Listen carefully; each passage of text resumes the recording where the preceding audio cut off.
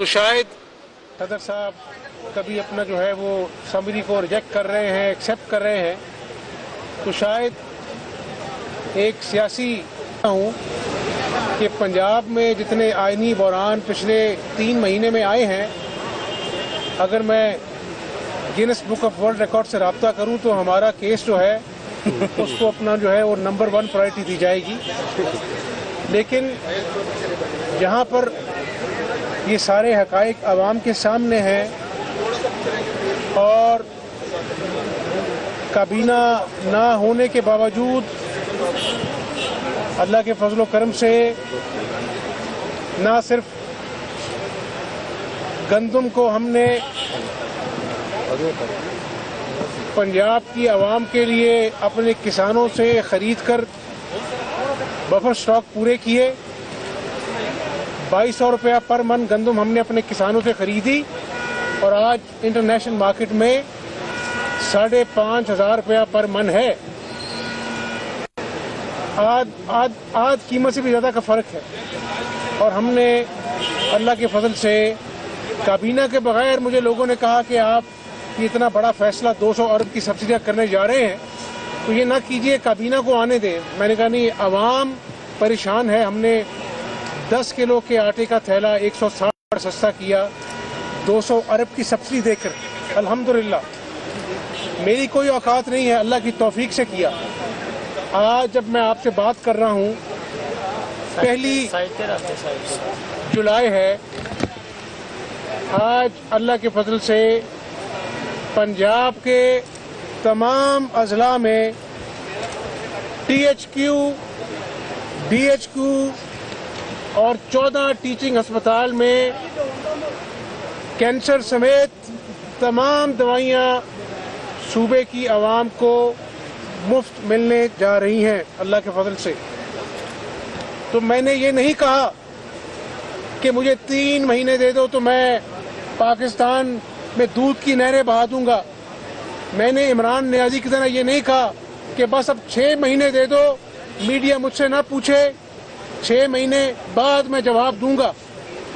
میں نے یہ نہیں کہا کہ 1 سال بعد عمران نیازی نے کہا مجھے تو سمجھ اب آئی ہے تو میں اب کچھ کروں گا.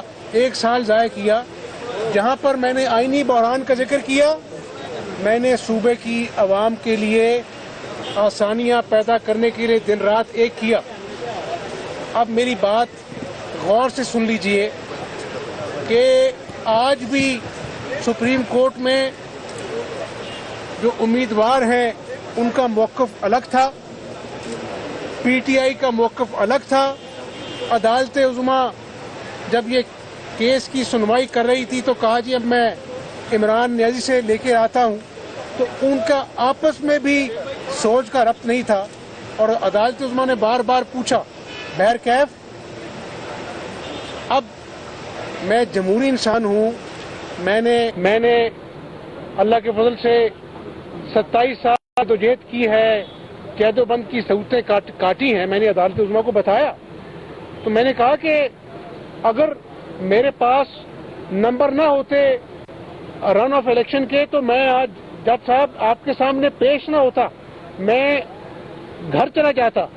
لیکن میں آج بھی، میرے ساتھ کھڑے تھے امیدوار جو PTI کے ہیں، میں نے کہا ان کی موجودگی میں کہتا ہوں کہ ابھی الیکشن کرائیں اور جو ایوان فیصلہ کرے گا میں اس کو دل سے قبول کروں گا.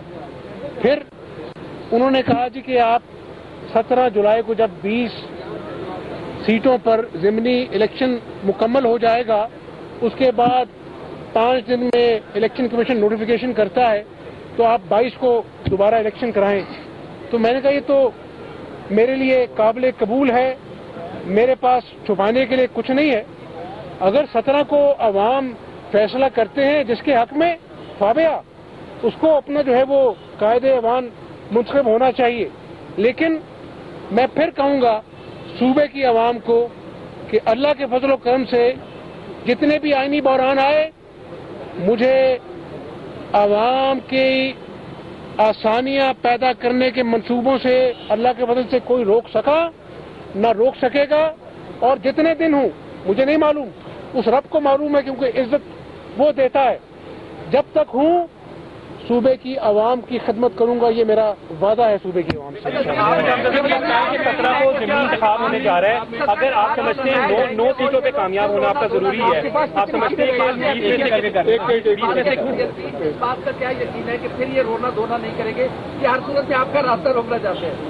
دیکھیں، اب تو پہلے عدالت عالیہ کا فیصلہ ہے، 4 معزز جج نے فیصلہ دیا اور ایک نے اختلاف کیا۔ آج اپنا آنریبل چیف جسٹس خود بیٹھے تھے اور انہوں نے کہا عدالت میں، جب فواد چودھری صاحب تھے، کہ عدالتوں پر الزام لگانا بڑا آسان ہوتا ہے، جج جو ہے وہ آپ کے خلاف کارروائی کرنا بھی چاہے تو نہیں کر سکتا۔ تو میرا خیال اب ان کے اپنے وکلاء نے، ان کے تمام پارلیمانی لیڈر نے وہاں پر عدالت عظمیٰ، سب سے جو بڑی عدالت ہے، اوپر تو اللہ کی عدالت ہے، تو وہاں پر موقف دیا ہے کہ ہم 22 جولائی کو جو انتخاب ہوں گے اس کے نتیجے میں جو بھی رزلٹ آئے گا، قومی اپنا صوبائی اسمبلی کے، اور 17 کو بائی الیکشن ہوں گے، تو ہم اس کو قبول کریں گے۔ اب صرف معزز جج صاحبان گواہ نہیں ہیں، آپ سب بھی گواہ ہیں اور 22 کروڑ لوگ بھی گواہ ہیں، اور میں اللہ تعالیٰ سے ڈر کر کہتا ہوں کہ انشاءاللہ اللہ کے فضل سے 17 جولائی کو پاکستان اور پنجاب کی عوام بالخصوص میاں محمد نواز شریف اور شہباز شریف پر اعتماد کا اظہار کریں گے۔ پھر آپ نے پہرا دینا ہے کہ عدالت عظمیٰ جو انہوں نے اسٹیٹمنٹ دی ہے وہ اس پہ قائم رہتے کہ نہیں رہتے۔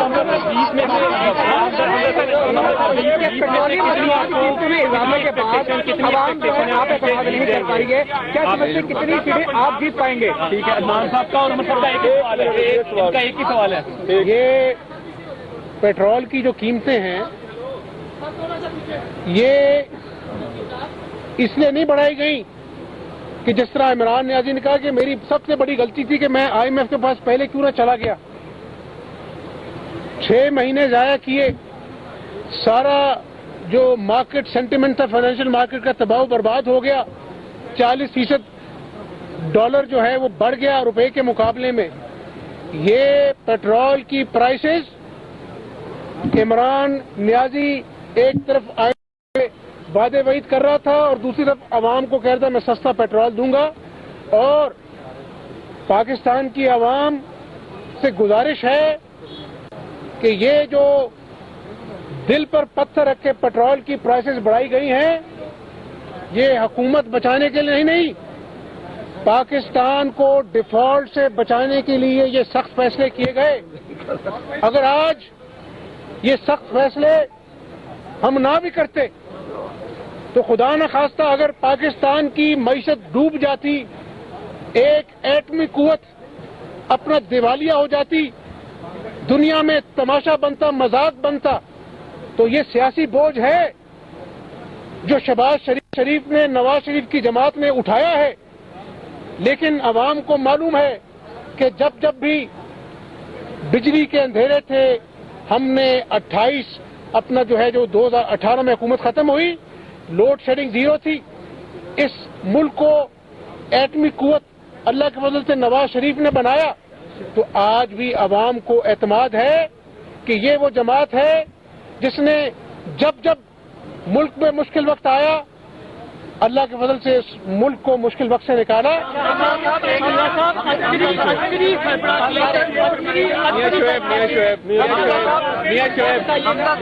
عدالت میں بار بار ایک ہی بات ہوتی رہی کہ جو ہمیں ہراساں نہ کیا جائے، کیا جن لوگوں نے آئین توڑا، جہاں حملے کیے، ان کو معاف کر دیا جائے گا؟ ان کو ان کو قانون کے دائرے میں نہیں لایا جائے گا؟ ساتھ ملا لیں آپ۔ دوسرا یہ بھی کہ آئندہ 2 یہ بھی ساتھ ملا لیں۔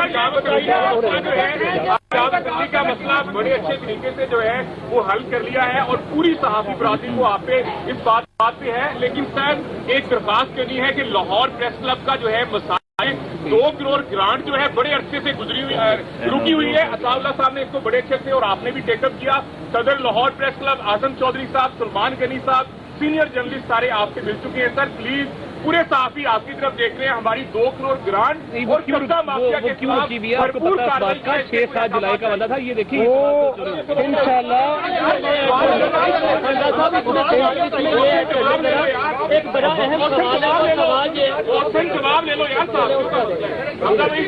ये जो मीडिया पर पाबंदी थी, मैंने असेंबली में ऐलान किया था कि हम ये पाबंदियां पंजाब असेंबली से उठाएंगे, और आपका शुक्रिया कि आपने आज इस बात को मान लिया है कि अल्हम्दुलिल्लाह मीडिया के लिए दरवाजे खोल दिए गए हैं।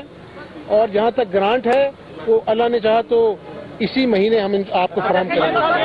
सीएम साहब ये बताइएगा, अस्करी अदारे के सरबराह के हवाले से जो उनकी करेक्टर और असैसिनेशन हो रही है, ये सिलसिला पीटीआई की जानिब से कौन रोकेगा? जो सिपा सलार के बारे में ट्रेंड चलाए जा रहे हैं और अभी तक हुकूमत खामोश है, क्यों कोई FIA मुतहरिक नहीं हो रही, क्यों उनके खिलाफ गिरफ्त नहीं हो रही? इंडिया इस बारे में खुश हो रहे हैं, जो बार बार पाक का नाम आ रहे हैं। न सिर्फ अस्करी इदारे के सरबराह के खिलाफ जहर उगला गया है, पाकिस्तान के दोस्त मुल्क में वो गए थे और जिस तरह के अल्फाज इस्तेमाल किए गए हैं, तो ये इमरान नियाज़ी की साजिश का पोल तो खुल गया कि उस साजिश के पीछे योगी और तोशाखाने की चोरियां छुपाने का प्रोग्राम था। लेकिन मैं फिर कह दूं कि हम पाकिस्तानी हैं। इस आदमी ने अपनी अना की नहीं हूं तो खुदा न खास्ता पाकिस्तान की एटमी कुव्वत बर्बाद हो जाएगी, इदारे बर्बाद हो जाएंगे। तो मैं समझता हूं कि ऐसी अना को अल्लाह ताला खाक में मिलाए, जिस अना से पाकिस्तान के जो मुफाद हैं वो खुदा न खास्ता बड़े हो जाएं। तो 17 जुलाई का दिन, मैं बड़ा बोल नहीं बोलता, अल्लाह पाक ने चाहा तो दूध का दूध पानी का पानी होगा। और 22 जुलाई का जो इलेक्शन होगा, मुस्लिम लीग नून उसको जीतेगी इंशाअल्लाह। और जब भी इंतखाबात होंगे, मैं फिर पाकिस्तानी अवाम से अपना जो है वो मुखातिब हूँ, मुश्किल वक्त है, दिल पे पत्थर रखकर ये फैसले कर रहे हैं, सियासत के लिए नहीं। सियासत बचानी होती तो हम भी इमरान नियाज़ी की तरह झूठ बोलते, मईशत बड़ा गरक उसका हो जाता, पाकिस्तान दिवालिया हो जाता। इंशाअल्लाह सख्त फैसलों के बाद आसानियां आवाम के लिए आएंगी और मुस्लिम लीग नून अल्लाह ने चाहा तो इस मुल्क को पाकिस्तान और कायद-ए-आज़म का खुशहाल पाकिस्तान बनाएगी।